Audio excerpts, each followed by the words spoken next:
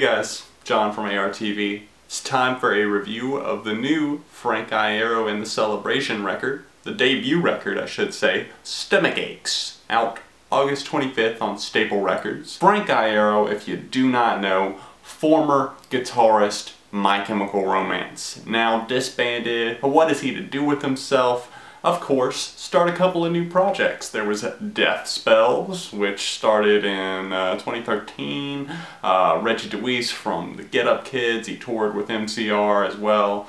That project I wasn't really a huge fan of, and I really didn't think I was going to be into this whole Frank Iero and the Cellabration record, but honestly, there's some cuts on here that are worth checking out, and at least worth discussing. If you're a My Chemical Romance fan, are you necessarily going to click with this?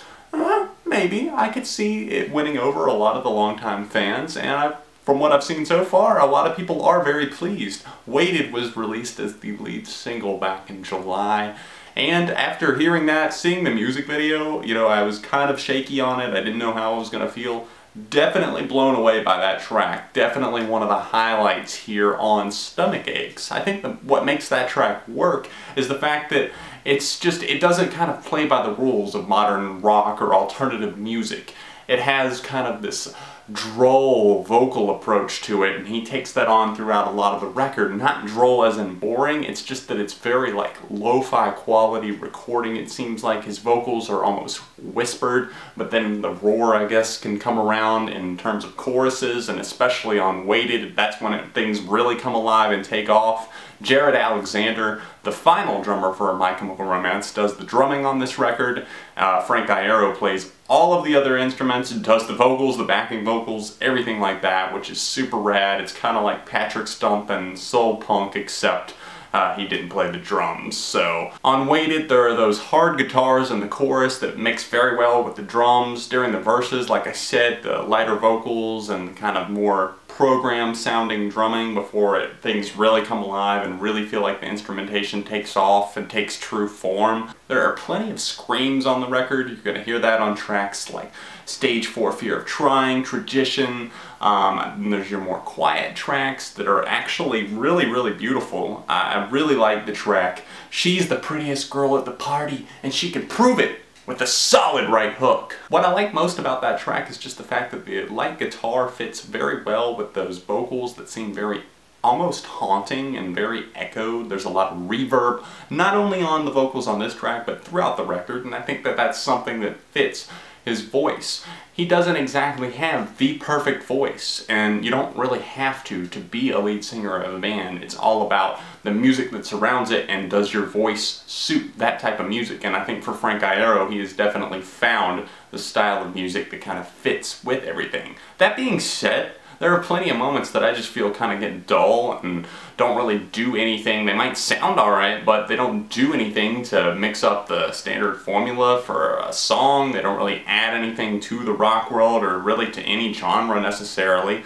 Not that this album is really defined by one genre. It's more of a mesh of like alternative mixed with a little bit of indie, some hardcore and punk. It's an eclectic range and it's quite nice. It's just the tracks like Neverenders and like Stage 4 Fear of Trying, Joyriding, they don't do a ton for me other than just like they exist, and that's it. Tracks that rise above that are ones like Guilt Tripping. That is the next to last track on this record, and definitely probably my overall favorite here on this record, along with, I really like the opening track, All I Want Is Nothing, but I gotta say Waited is up there as well. What I really like about Guilt Tripping is just the lyrical reflection that he takes on this one. It's one of the most honest feeling songs here, and one of the more emotive vocally. I think it's the most involved he gets vocally here on this one. I think that the guitar and everything about it suits the track and builds it up perfectly into exactly what he wanted it to be, and that is a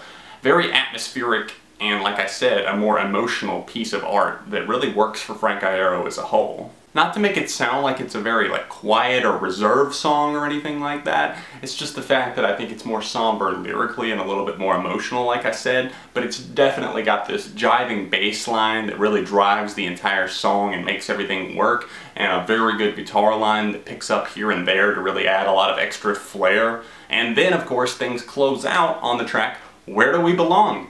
Anywhere But Here. It's a slow burner, that's for sure, and also probably a bit of a grower. I don't really care for the first half of the song where he's just kind of whispering and has everything kind of toned down and he's almost just kind of growling into the mic, and then it starts to kind of come alive and it's got this kind of sinister feel about it.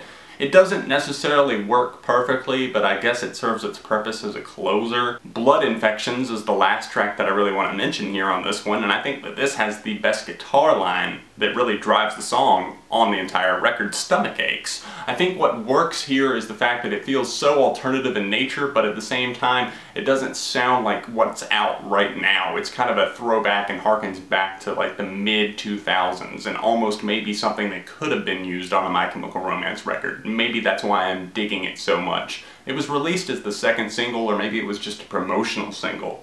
But still, it works really well for Frank Iero and the Cellabration here on this record.